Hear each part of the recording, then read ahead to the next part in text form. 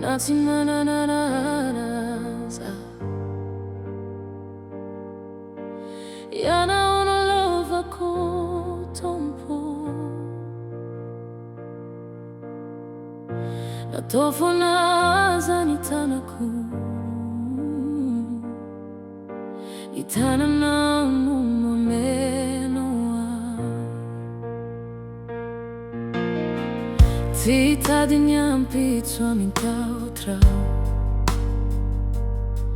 ti Hanaraka fazavana sandoka fantatrao ni lalako letra ni Teniny no mitarikai sukafi ni sofi kotompo ampifofoi ni fokoanyo miwatrano ni feuretra ni Feonao no tiako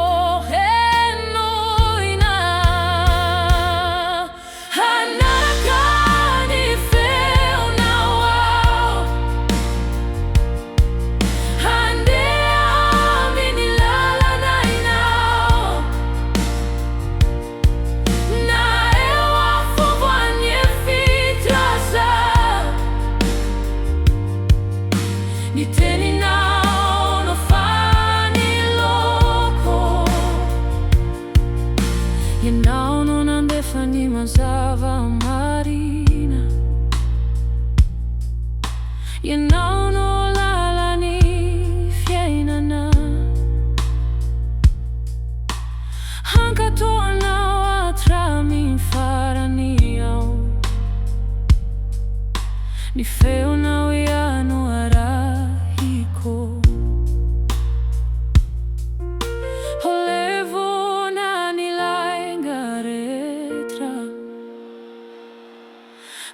fa marina nao mandrakizay